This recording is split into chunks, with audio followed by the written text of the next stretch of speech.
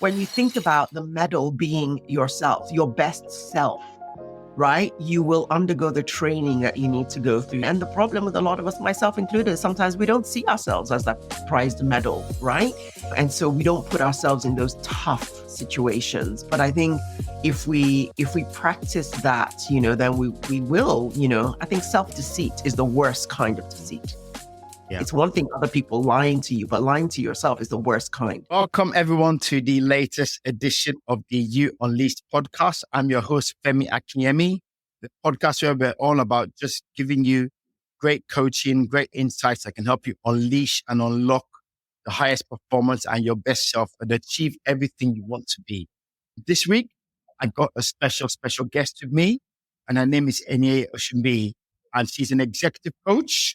She's a supervisor, and she brings a wealth of experience and expertise to support coaches, leaders. And her specialty is really around is to create a trusted and supportive environment where individuals and organizations can explore their goals, overcome challenges, and unleash their full potential. And one of her niche areas that she really focuses on is emotional intelligence and self-awareness. And these are things that have become very underrated. Some people talk about it and they don't really know what it means. Yeah, people talk about EQ a lot, and self-awareness. So I thought it would be great for us to bring someone in who can come in and give us the real truth about it. And I'll be asking the questions you wish you were here. You would ask if you were here as well. So with that said, welcome, Eniye. Thank you for coming onto the show. Thank you so much, Femi, for having me. It's a pleasure to be here. So, right, let's get into it. Okay. I guess let's start with this. If by the end of this podcast, what would you kind of like the thing people to take away from this session to say, I get it now? If we were leaving, what's the one thing you would like people to be able to take away from it to feel like, yes, they get EQ, self-awareness, everything? That's a great question. I think I would really want people to go away asking the question, who am I really? What drives me? Why do I do what I do? What are my triggers? Why do I show up the way I show up professionally and personally or in my relationships? I really would want people to go away feeling more curious about themselves. Yeah. What drives them and why they have the outlook in life that they do. I love that. And I think what I'm getting from that answer then is that for a lot of us, we are working on almost like autopilot. Absolutely. And what you're saying is you're challenging us, you're asking us to wake up and be aware. I think there's that thing where they always say a lot of us, I think I've heard this saying somewhere, where a lot of people, by the time we're 30 years old or something, we're dead. But we're just and we're just walking around till we're 80. And I think I've forgotten exactly what the person was trying to say was a lot of us, we just don't live. We just kind of coast through life. Yeah. And I guess that's what I wanted to get to. So you've kind of said it now, which is like, wake up. So what does self-awareness mean to you, I guess? And why is it so important? Yeah. So I guess speaking to what you just said, it's about practicing the pause, right? As you said, where we live in a busy world and busyness is glorified and we don't stop to really think. We don't stop to take stock. So I think it's about practicing the pause. And so for me, what does self-awareness mean to me? It means an insight into my own personality. It means just asking myself, knowing what are my strengths? What are my weaknesses? What are my triggers? As well as what are the things that have shaped me in my life, right? And what drives me? What are the potential pitfalls and why do those things show up the way they show up in my profession, in my relationships? It's about understanding why I am the way I am in all the different segments of my life. And as human beings, we're so complex. We really are. And so I think knowing our likes and dislikes and just knowing our whys is really important, because then when you show up and you know why, you show up fully, right? You're not moving under any kind of cultural or societal conditioning. And I think that's why self-awareness and EQ is really important to me. We have a lot to unpack there.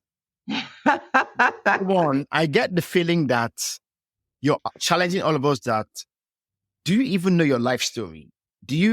Have you taken a step back, pause, and let's talk long pause. Have you taken a long pause to look at yourself from the moment you were born, where you were born, who you were born to, the family that you were born into, or the guardians, or wherever you were born into, how they operated, how that has hardwired into your own way of behaving, whether it's with money, whether it's with relationships, whether it's with your work ethic, whether it's with discipline, whether it's with the way you were raised and the way you raise your own children. It's what is your life story? Because that's what kind of the triggers that help you behave the way you behave. So I get this feeling like you're saying we should understand our own life story, and that helps us understand our own triggers, our own whys, and why we then automatically do the things we do without thinking about it. And it's something we Sure. have to unpack, right? Yeah. Oh, absolutely. And I think you've hit the nail on the head. It really is about, we don't understand that we have imprints. One of my favorite quotes with the work that I do is a quote by Carl Jung. Until you make the unconscious conscious, it will rule your life and you will call it fate. Some of us just accept that's just the way I am. Can you say But that again, please? Can you say that again? Slowly. Because even when I read it, I read it and I sat down there for a long time going, oh my yeah. God. Can you say that again, please? So until you make the unconscious conscious, it will rule your life and you will call it fate. So let's practice. Let's bring this to your life. Yes. Until you realize, say, growing up, you grew up in a family where they were very, very money conscious. So they really held on to money and they wouldn't make investments or take risks, and they would save. You would grow up one day and you'd realize that you never quite got into investment. You were never big into investments. Every money you have, you save it under your mattress, not even the bank.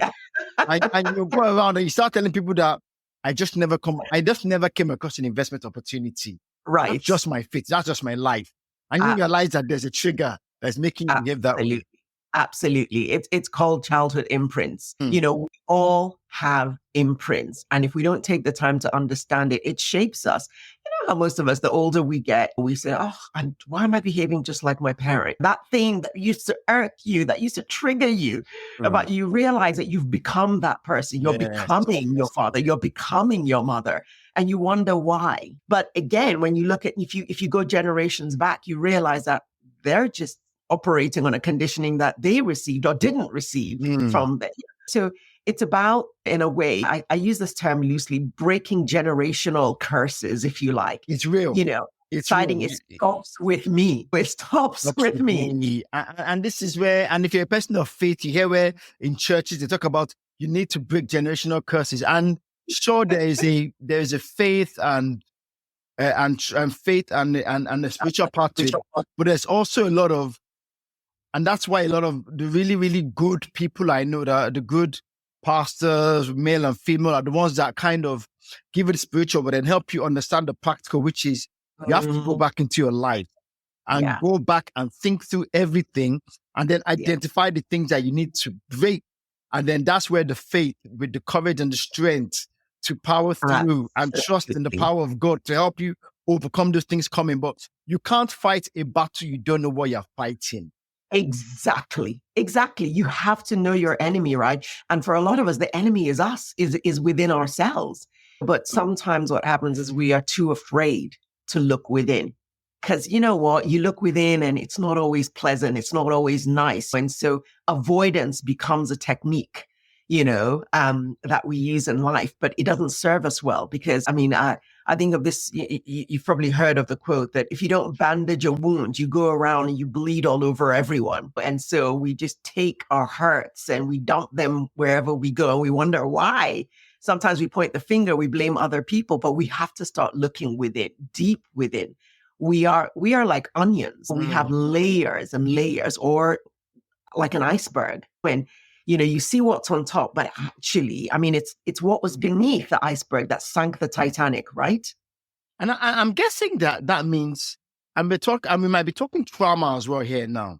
So there might even be things where, as a coping mechanism, you're even behaving as if these things never happened. You've completely, mhm. I mean, sure that there are some that you can remember, but a lot of us don't want to dig in because it's traumatizing, it's hard to remember, and you just don't want to go there. And so, to a certain extent, you've almost blanked it out like this did not happen. Yeah. The way I've forgotten, I know there's some psychological phenomena, there's some explanation around the way, some deep trauma, you literally just blank it up, or you create a new framing around it. You give it a positive framing, and that all of a sudden makes it go, that's it. And the last thing is, for a lot of us, we don't want to do work because ultimately it puts responsibility on us to Yes. Yeah. change. Yeah. Ultimately, it becomes, Femi, this is on you. Yeah. It's not on your wife. It's not on your kids. It's not on your mom, your dad, your friends. This is a you problem, right? Absolutely. We have to take responsibility. That's part of growing up. Adulthood is hard. Tell me about it. But that's part of what we need to do. And speaking to what you were just referring to, we create these false paradigms. I think that's what you're trying. We create false paradigms. We tell ourselves a story that we begin to believe, and we really believe that story. But then when somebody comes, whether it's in the workplace or a friend or a spouse or whatever, gives you feedback, people blow up and they're like, how dare, it touches a wound. But even that is enough data to tell you that there's something there. Stop and explore. Why are you triggered? Because that person said that. There's something there, but you blocked it out. You don't want to go there. And self-awareness is all about going there in order to heal. It's all about going there in order to become this wholesome person that we were all designed to be. Yeah. I love that, because if you're not self-aware, then you're not being wholesome, because you're obviously working around with some undealt with parts of your life, which means you are not being everything you were created to be, because you don't know, you're damaged, but you're incomplete. Absolutely. Absolutely. We can never be our authentic selves. And I know that word is used a lot, but actually we have to be intentional about working towards authenticity.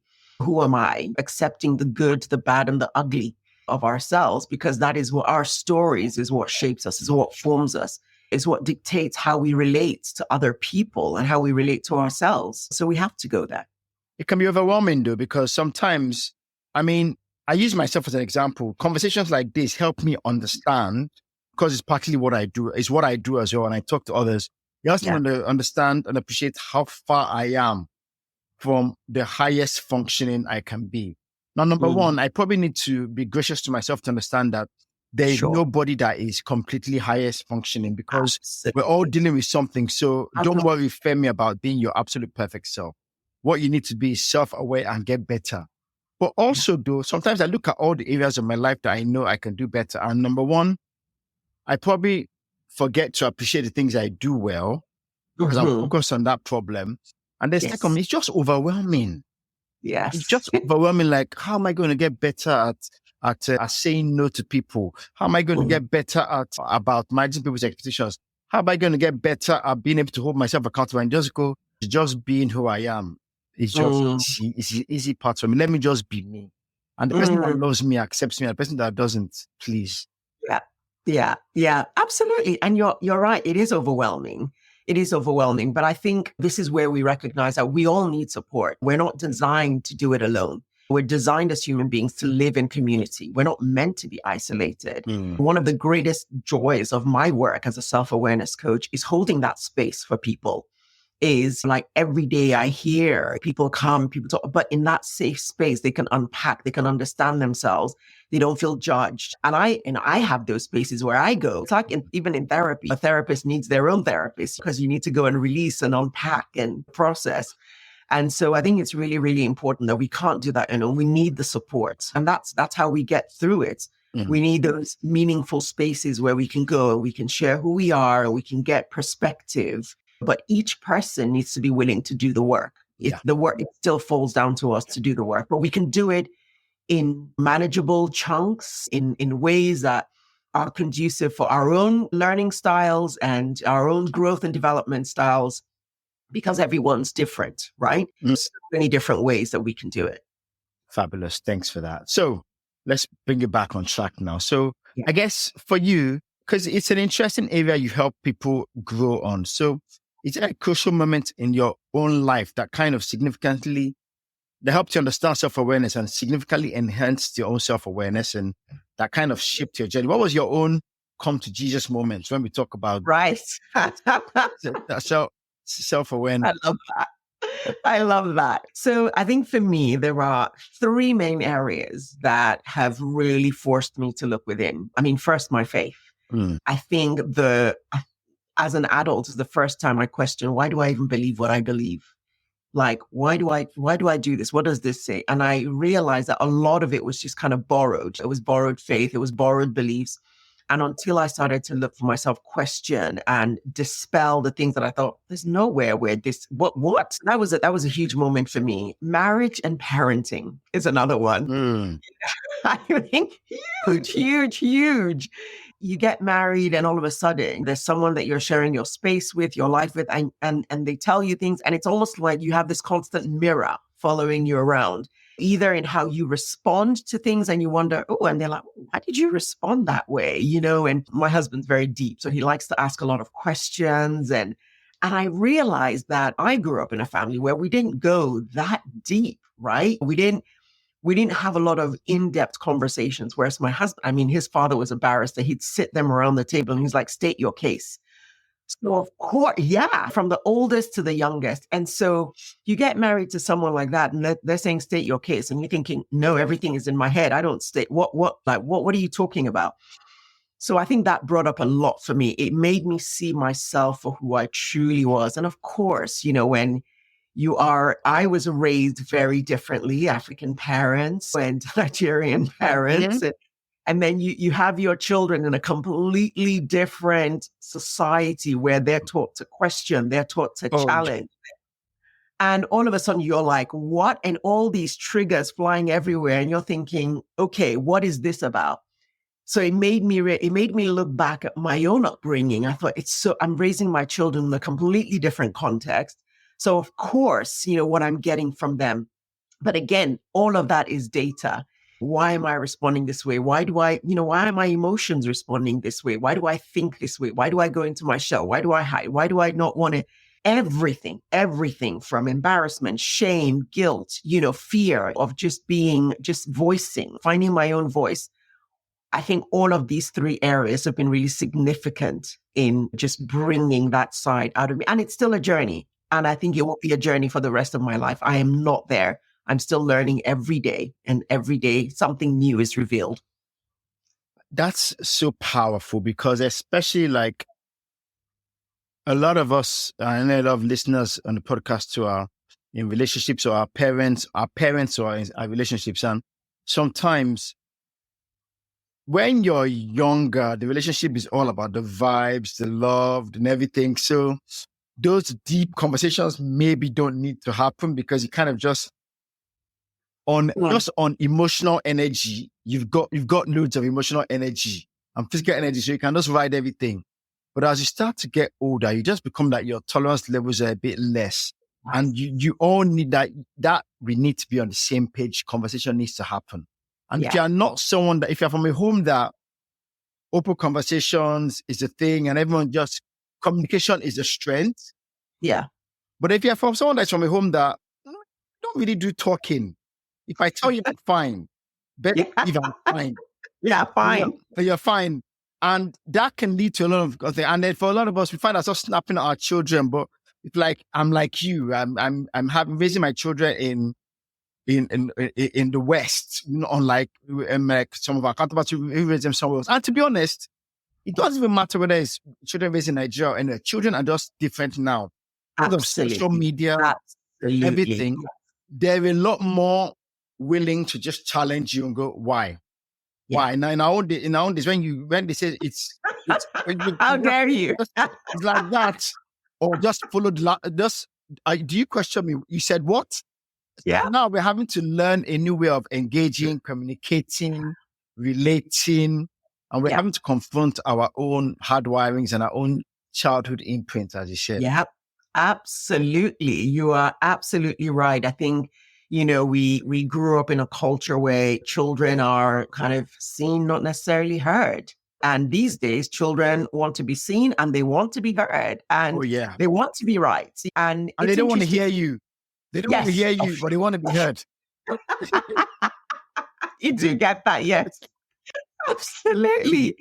Absolutely. And I think, yeah, so that creates conflicts. And if we again are not emotionally intelligent enough to manage, what these things are bringing up, it will impact our families. It will impact our relationships. So emotional intelligence in that area is really crucial to foster that understanding.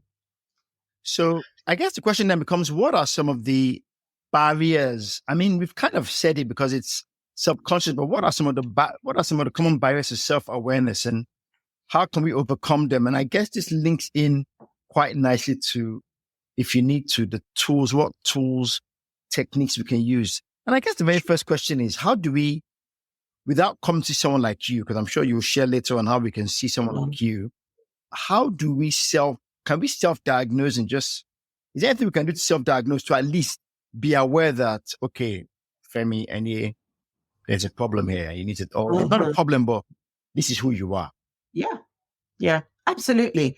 I think speaking to your very first question, what are some of the common barriers? We just talked about cultural conditioning, right? Social conditioning. We go with the flow. We go with the status quo. I mean, we can never discover ourselves if we're just trying to be like everybody else. There's only one you, right? So you need to discover that uniqueness about you. So that's one of the barriers. I think there are other barriers. Life is busy. We talked about that earlier. Lack of self-reflection. People don't pause enough, where everyone's hustling, everyone's rushing from one thing to the other. So there's no time to really stop and think. In some context, pride, ego, shame, guilt stops people from going there, from really looking in the mirror. Emotional immaturity, just not having the capacity to look within. Ignorance. You just don't know what you don't know. You don't Know what you don't know. I mean, fear of change. I mean, I could go on. Lack of feedback, seeking external validation. All of those things are huge barriers. And I think you talked about, you asked about tools, or I think when I work with my clients, one of the first things that I love to do with them is some form of assessment, depending on the individual and where they're at. There are a range of assessment tools or personality profiles that are really good in helping us to understand. I mean, these things have been developed with psychology and in mind. And I think there are so many different types of frameworks to use to understand, okay, what kind of personality type am I? Am I introverted? Am I extroverted? Those things play a role. And then with that, how do I then show up? How do I show up in different contexts? I really love the Myers-Briggs personality profile, because they've developed it over time for you to know what your personality type is, and then how you show up in different areas, even down to the point of what kind of career suits you best. Oh, yeah. What kind of relationships? Who do you most form relationships with? What are you drawn to? What are your interests? What are your dislikes? It really helps to enhance your level of self-awareness. Now, I always say that personalities, they're not like this death sentence as this is who you are, because you'll come to know that as we grow older, as we shape and as we move and go into different spaces in our lives, different seasons of our lives, people morph, people change. I'm not the same person that I was in my 20s. And so I think we shift and we change. But I think it's really important that we do those things, stop and reflect. Journaling, taking stock. That's another good way. So on journaling, I was going to ask you about journaling. That's probably the one that I would probably think we can give people a nice practical tool, because everything else is useful, but probably reflection allows you to reflect on self-pride, allows you to reflect on guilt, allows you to reflect on everything. You can stop and pause, like you said. And some people might find it journaling. It's things like just walking. If you're going to go is there like a framework, a mental framework people can use to kind of help them, or is there something that they can just use to take away from this and go, let me just try it where I am, or any techniques you could suggest? Yeah, absolutely. I think, questions, you can never underestimate the power of questions.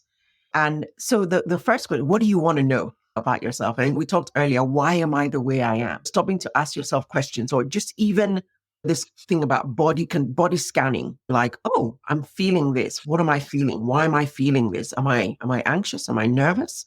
Am I afraid? Like learning, there's all the emotional wheels and charts and getting in tune. I really love, I'm working on a project at the moment, and hopefully that will be out at the end of the year. But I'm taking a look at just all aspects of the human life, and each day for people to pause at certain times of the day and to ask themselves some reflective questions. And I think it's really important because I think we don't take enough time to ask ourselves questions. When we wake up in the morning, first thing in the morning, what is setting your intentions for the day? And then checking in with yourself in the middle of the day. How's the day gone so far? I like to ask myself at the end of the day, what went well today? And the reason I do that is I, believe it or not, have a sort of propensity towards negative thinking. I can always think, oh, the glass is half empty rather than half full. And so I'm trying to condition myself to think, okay, take stock of what went well today. And in doing that, once I've captured that, I can practice gratitude, right? For the little things. And then think, okay, that didn't go well, so I can tackle this the next day. Or our feelings. Why do I feel this? Okay. Oh, my husband said this to me. Oh, my daughter said this to me. And you can take stock of that, and then you can recalibrate. Then you can do something about it, whether you need to go and have a conversation with someone or whether you need to address something. Is it an injustice that I felt? Is it an unfairness? Is it just, what is it? What is it that's going on with me? No, fabulous. That makes so much sense. So you've mentioned feedback. So how important is feedback in developing your self-awareness? And because a lot of us can be resistant to feedback as well, or negative feedback because we're worried. So is there any way we can go about getting feedback? And for a lot of us, we are vulnerable, and that's why we don't want to, the world can be hurtful enough as it is. So how can you go about getting feedback for yourself? Yes, that's a really good question. Feedback is crucial. Say feedback is a gift, right? So first of all, it starts by shifting our paradigm, shifting our understanding of what feedback is, shifting that perspective. If you see feedback as negative, you will run away from it. If you see it as a gift, you will lovingly accept it and unwrap it.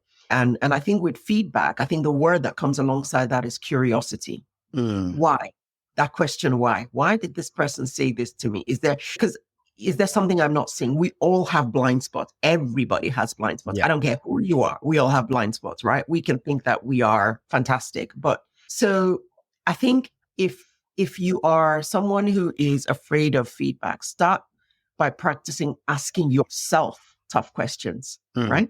Because if you develop that habit of asking yourself tough questions, and when someone else asks you tough questions, like, oh, okay. There's that saying, feedback is the breakfast of champions. But I think when you think about these people, I mean, we've just watched the Olympics, right? You think about these people, what they put themselves through in order to get that medal. When you think about the medal being yourself, your best self, right? You will undergo the training that you need to go through. You will undergo, and the problem with a lot of us, myself included, is sometimes we don't see ourselves as the prized medal, right? And so we don't put ourselves in those tough situations. But I think if we practice that, then we will. I think self-deceit is the worst kind of deceit. It's one thing other people lying to you, but lying to yourself is the worst kind. It's the worst kind. And I love what you just said around you are the prize. I think not in an arrogant way, but if you see yourself as I too, I am of worth. I too, I am of value. And then I've worked hard to get myself to become a better person. Once you do that, then you want to make sure that whoever you give yourself to is deserving of you as well. So that makes you self-aware that before anyone takes shots at me, anyone throws shade at me, before anyone insults me, before anyone takes me for granted, I know who I am. I know how much I've built myself to get to where I am. And you see yourself as a treasure, as a gold, as something valuable. And all of a sudden, your values, your morals, your standards rise. And you all of a sudden know that you don't cast your pearl to the swine as it is. You all of a sudden go, I'm not perfect, but I work hard to build myself to where I am. So you will appreciate me and you will value me and you will treat me with honor as well. And I would do the same likewise to you. Yeah, no, you're right. And I think, when I think about my younger self and you grow up in an environment where it because our parents were bad or they just didn't know what they didn't know, right? And so a lot of the time you get a lot of correction. I find myself doing that even as a parent. I have to catch myself. You want to correct all the time, but you don't really celebrate the things. You don't really say, oh, you did this really well. Well done. No matter, those things are just taken for granted. That, of course, that's what you're supposed to do. And so that's why, like, I grew up afraid of criticism because I just thought, oh my gosh, you hear it so much. And I think that's why a lot of people are afraid of criticism because they just see it as another put down, right? Rather than, but if you give feedback, and a lot of people, even in leadership, give feedback in a bad way, in a wrong way. It's so people are afraid of it. But if we deliver feedback with empathy and compassion and love and a reassurance that actually I want the best for you, I'm on your side, I'm rooting for you, then that would make a difference, right? That would make a difference to how we receive feedback. But I think especially if we took the time to really know and see the person in front of us who we're giving that feedback to. If someone's already really insecure and screaming at them and shouting at them and telling them how worthless they are, they're not going to receive it. They're not going to receive that well. So I think how we communicate that is just as important as what we communicate to the person. Oh, fabulous. So, and that is a nice segue because how we do things is informed a lot by emotional intelligence. So what is emotional intelligence? Because we hear a lot about EQ, emotional intelligence. What exactly is it? So it's interesting. I'll kind of put emotional intelligence alongside self-awareness in a way in order to describe it. So what I would say is self-awareness is coming to consciousness about something. Emotional intelligence is the practice of that consciousness. Yeah. So you are aware of something, and then how you show up in a relationship situation or in a work situation, or is your ability to take that consciousness and live it out in a way that is wholesome. So it's knowing who you are, your story, why you act the way you do, and now using that information about yourself, using it to engage with others while you're being conscious of them and yourself. So it's some of this like multidimensional kind of understanding who you are, but at the same time, in real time, understanding, oh yes, I behave this way because when I was young, I was always criticized. So when you're when you're about to scream at your child, you kind of go, yes, this is a very scenario that I used to get screamed at and I really should not be doing this. And you kind of take a deep breath. And that is showing intelligence. Yeah, absolutely. Absolutely. I think you're right. Emotional intelligence, there's two segments to it. There's an understanding and a knowledge of self. And then there is an understanding and an awareness of how you show up to others or in other situations. So two different ways. And again, as I said earlier, no one is an island. We don't live in isolation. And so how you are perceived by others is just as important as how you perceive yourself. How you're perceived by others is almost as important as how you perceive yourself. Yeah. This comes out to the whole self-image thing, right? Yeah, absolutely. I think sometimes we can think, oh, I don't care what anyone else thinks about me. And we shouldn't to a large extent. But actually, the downside of that is that you go around doing whatever it is. If you're not emotionally intelligent and you're operating in a way that is detrimental, I mean, think about the consequences. You could get fired from your job. You could lose relationships. You could cause friction with your children and all of that. So I think you do have to have that lens on how am I coming across and what's driving me. So that consciousness of yourself, that knowing what it is, what baggage am I bringing into this situation? What triggers am I bringing? Because your perspective will shape how you show up in those situations.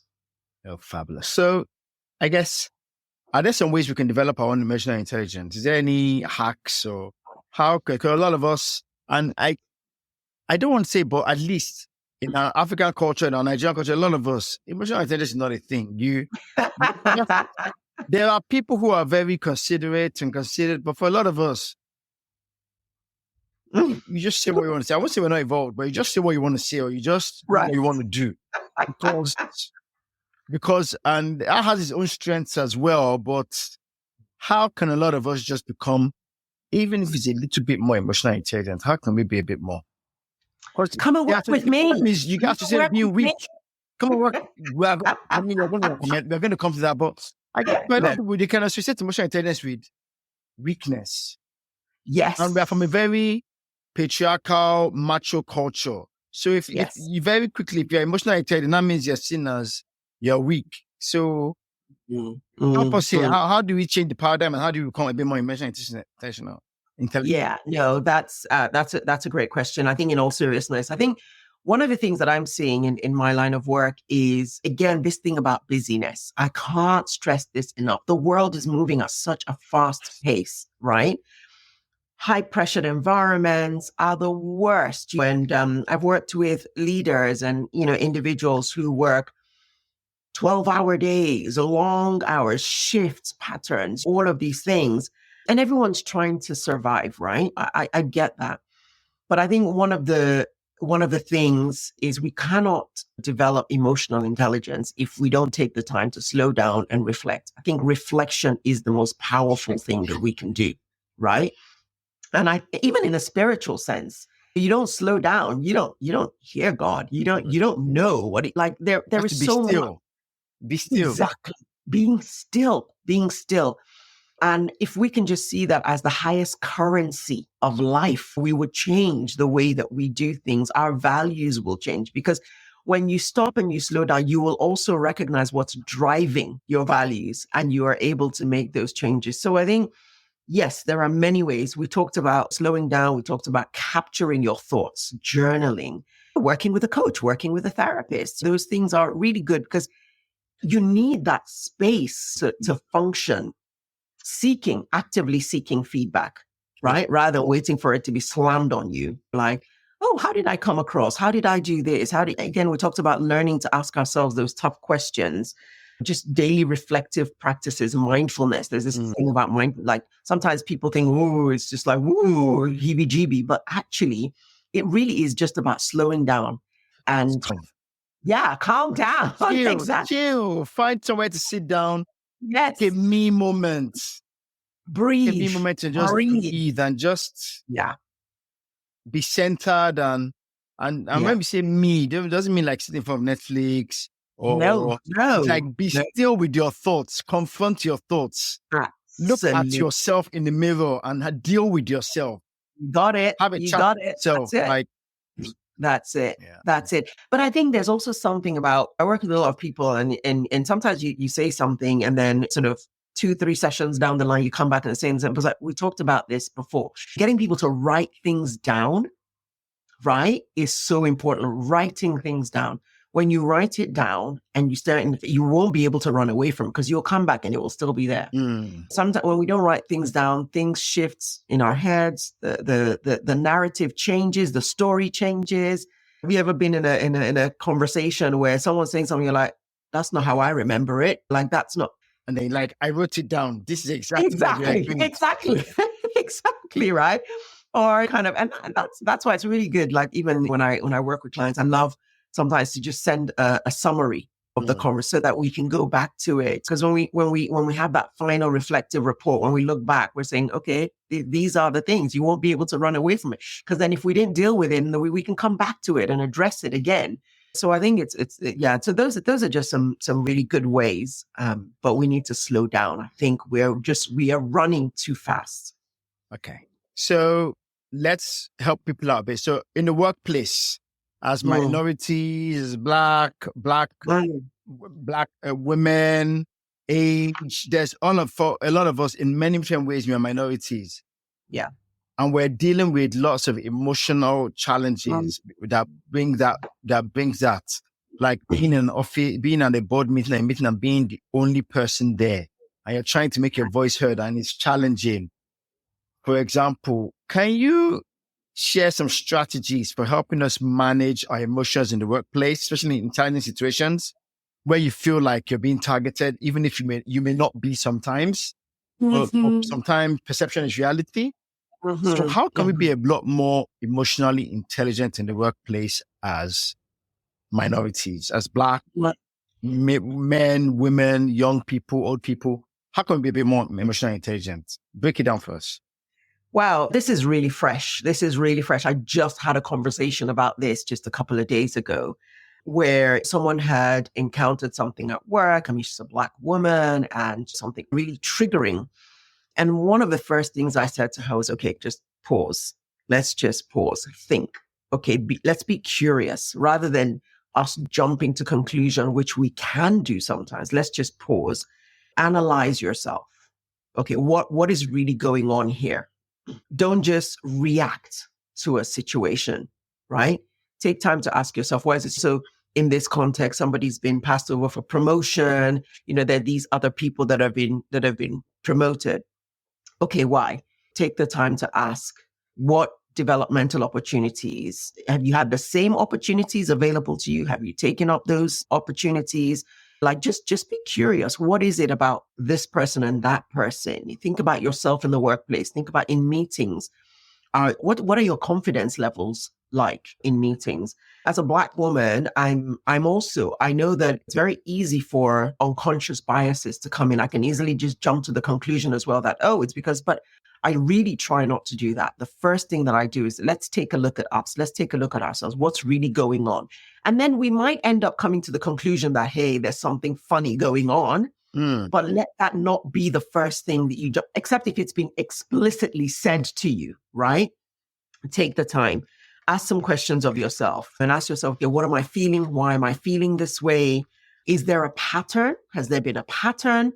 And what is that pattern? Have I asked for support? Have I been offered any support?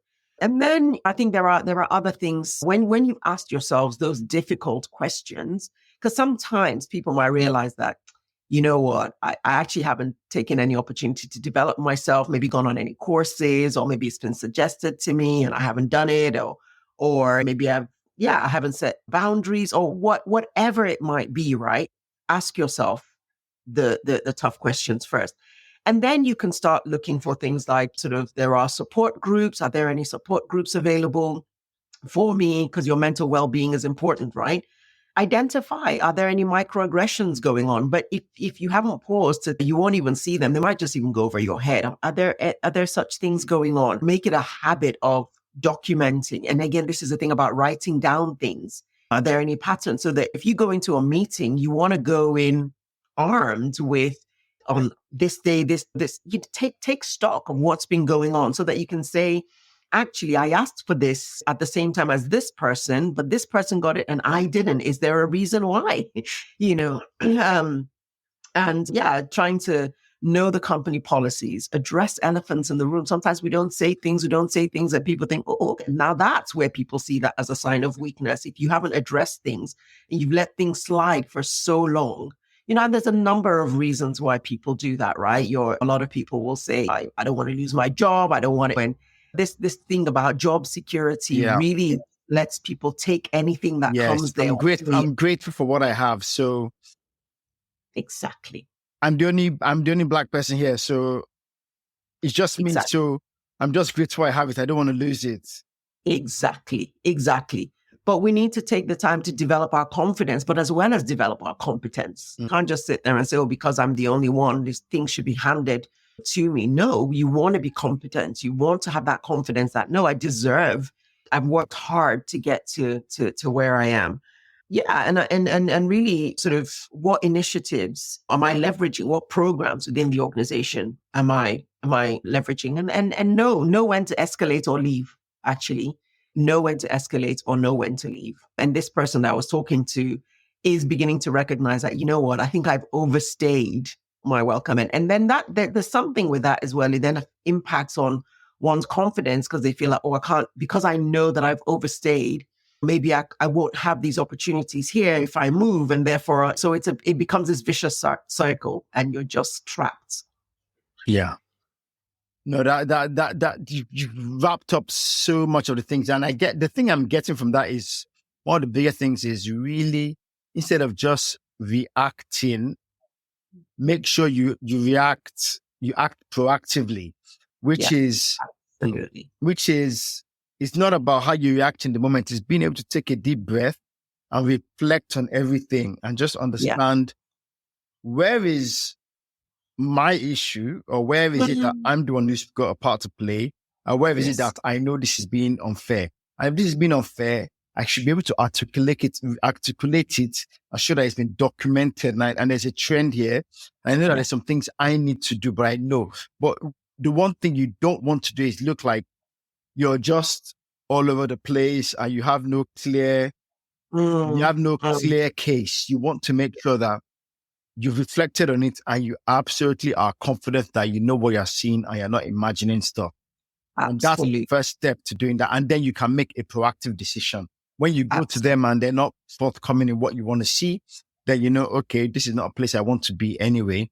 And for the next 3 months, maybe I'll just take along to make sure. And then once I find somewhere else I want to go, I go. And then when you're going somewhere else, you already know the questions to ask before you go is, how do you deal with scenarios like this, like this, like this? And that's all anybody can do sometimes, is make sure that before you go somewhere, you ask the right questions. And once they tell you we do things correctly, then you have to take them at their word. And if they don't, again, you can come back to them and say, we discussed this. Yeah. You promised me you would do this and you're not doing it.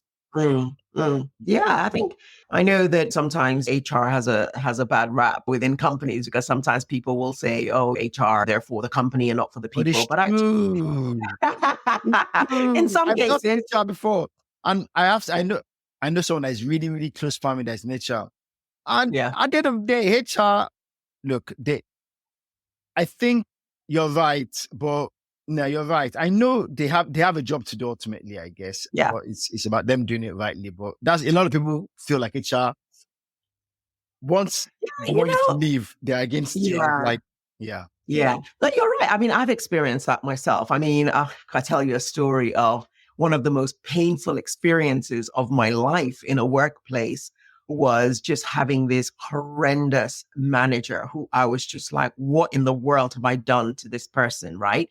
And, it escalated, or I escalated it, and went to grievance proceedings. And I sat with this HR person, and she's like, "Oh yeah, we know about this woman. We know about this senior leader, and blah blah blah." But then she said to me, "Well, but if you quote me on that, I'll deny it." Why is she still here? And That was my first. so you know it, and you're complicit. So you're enabling her or him, and you're complicit. Exactly. So, But obviously the HR person is protecting their job, right? And that was the moment I knew. That was the moment I knew that I had to leave that place. I was like, this is not the place for me. HR has to pay bills too, right? So, right. But I think the one thing though is that if there are policies in place, then you can stand on the authority of those promises, those policies, right? If the policy says this and you've experienced something other than what is in the policy, then you have a right. And you have a right. Yeah. But it starts with being aware of what those things are. Sometimes we take a job and we don't even care to read those things. We just sign. It's like, it's all about the salary, but know what your rights are in the workplace, I would say. Absolutely. Absolutely. And there's something to be said about the more complete you become as a person, the more self-aware, the more self-confident, the more you trust in your ability to overcome challenges, and the more you are able to look them in the eye and say, I'm not comfortable accepting this and I'm walking away. Absolutely. So in the bigger picture, all of these things are part of the journey to growing up. I don't know if I'm saying this correctly, but being able to walk away from a job as well, if you value your self-image and you know that the price I'm paying for staying, the damage you're doing to my self-image, there's no amount of money that is worth it, because I'll pay for it tens of times more. So for that reason, I'd rather walk away. I know that I have some struggles financially to make, but I know that my self-image is intact. But that's all part of the self-growth that you can't make that decision until you are truly in that place where you can confidently make it. And that's part of the bigger picture of growing yourself anyway. So everything is connected, isn't it? Absolutely, it is. Absolutely, it is. And again, that speaks to the journey that I've been through myself. Times when I was just so insecure and so thinking that my worth was tied to this job. And the first time I was able to say, actually, I'm walking away from this, was like, whoa, I can do this. And it's building that sense of your own worth, your own identity, because sometimes there's these external factors that can strip that away from you. But again, the importance of knowing oneself and growing oneself means that you don't have to be a victim of your circumstances, right? Absolutely. Yeah. And that's where your self-talk, what you say to yourself is important, Yeah. because once you know who you are, what you're trying to be, you talk to yourself positively and you develop yourself more.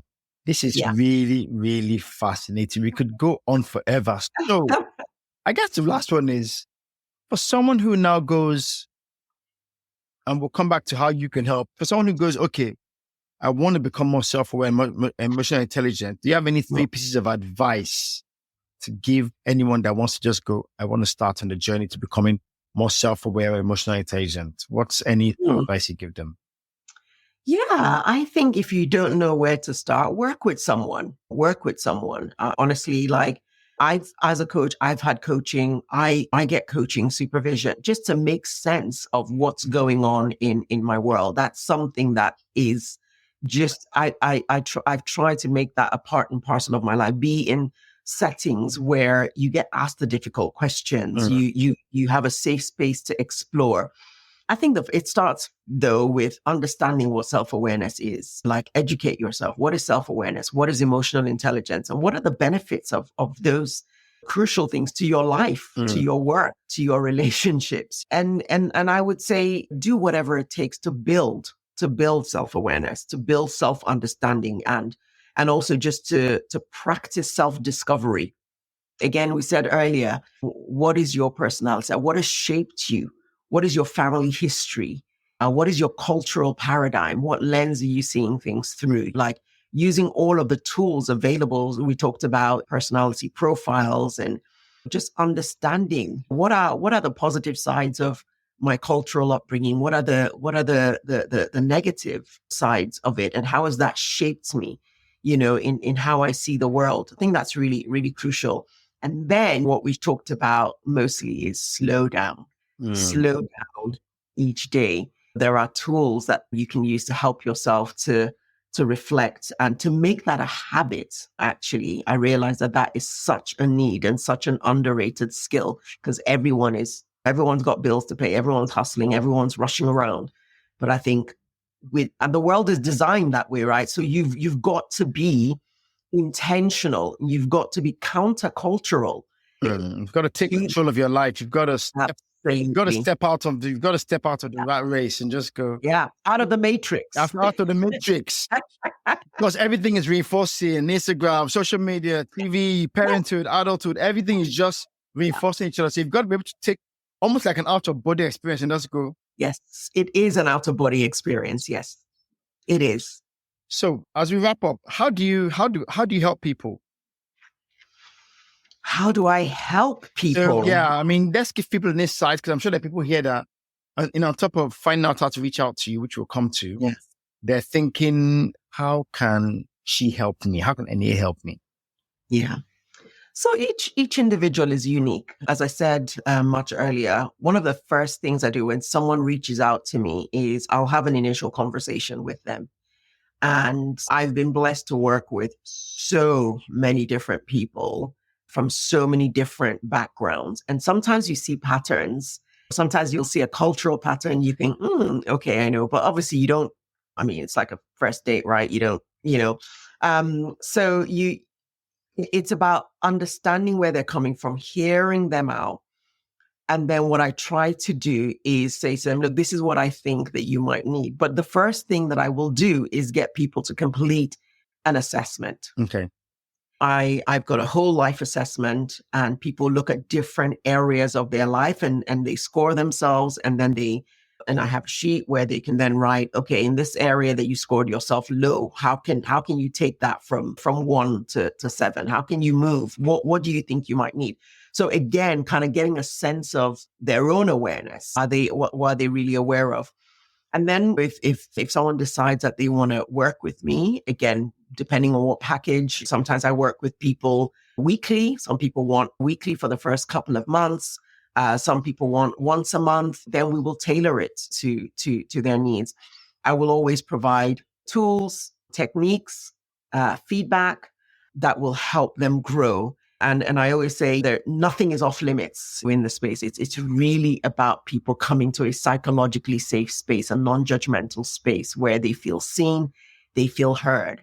Emotions are welcome, Yeah, in my space to help people to understand. And I will ask tough questions. I will ask reflective questions that will help people to go away and really think and understand their why. But it will always be bringing you back to why. Why? Fabulous. Quick one before we go. Is there a book you can recommend? Is there a book, fiction or non-fiction, that you think people can read that helps them with this? Any one book that you're reading now that you think, read this? This is a good one. Yeah. So interesting. I mean, I'm currently reading a book called The Biology of Belief. It's a really good book, actually. And basically it's talking about so it's going back to the human biology, but also kind of the physical and the chemical. And sometimes we think, oh, I'm the way I am because of this or because of, but I haven't finished it yet, but it's that journey of awareness of why am I the way I am? What triggers me? And what part do I play in it? So our thinking, the way we think about ourselves, our paradigms play a big role in our health and well-being, in our mindset. Another book that I read, which talks about the power of the mind, is The Power of Your Subconscious Mind by Joseph Murphy. That's a really good book. Really good book. Read that. Really good book. Book. Really good book. Yeah. Yes, indeed. And again, it's one of those books that it just stops you in your track and it just makes you really question what's going on in here? What's going on up here? Because there's so much happening in the background that's driving you, like the driver, the governor that's driving you. But it's all based on stuff you fed yourself or you've been fed. And you really need to go, what am I doing? Because the subconscious is powerful. Yeah. It's absolutely. Excellent. Absolutely. Excellent. So, absolutely. Before we let you go, where can people find you? If they want to find out more about you, how can they reach you? How can they find out more about you? Yay! So I'm really active on LinkedIn. I post a lot on all my posts are all about self-awareness and personal growth and leadership and EQ. So they can find me on LinkedIn, Eniye Oshunbiyi. You can also go to my website, www.eniyeoshunbiyi.com. I have other social media channels, Facebook page and Instagram, but I think I am most active on LinkedIn. Yeah. And I've seen you put some really, really insightful, useful stuff. So whenever any of you is on LinkedIn, just find Eniye Oshunbiyi, and her link, it'll be in the description of the podcast. Click on it and just follow her, and also check out some of the things she's saying. Thank you, Eniye. It's been a real eye-opening and pleasure session. I hope you enjoyed it yourself. I absolutely loved it. Quite fascinating. Great to talk to you. Thank you for having me on. It's been an absolute joy. Thank you so much. Thank you so much. So you've heard it here, everyone. Self-awareness. It's about understanding your life story. Why do you behave the way you behave? What's your story and your why? What are the triggers? What's happened over your background, your life story to get to where you are that's causing you to react the way you do now? If it's in your relationships with your husband, your wife, partner, your children, your friends, everything we do is because it's been triggered by something else that's been modeled on the childhood imprint that's been imprinted in our life, that's coded it in there, that's causing us to act automatically in these ways. So how do you deal with it? Well, it's a lot, but for sure, one of the first things you need to do is reflect, take a pause in the business of life to understand your journey, identify the triggers, and know why you're behaving the way you do. And then after that, really, it's about now going, okay, how do I get help? And Eniye is someone who can really, really help. But also, even if you're not reaching out to her, certainly research, learn more, and at the very least, just be conscious, be awake, wake up about how you live your life. And then from there, when it's time to take the next step to get the help you need. It's been fun having you. As usual, we try to bring you the best things that can help you unlock your best self. So go out there and remember this week to take a pause and reflect. Get unleashed, stay unleashed, and we shall see you next week.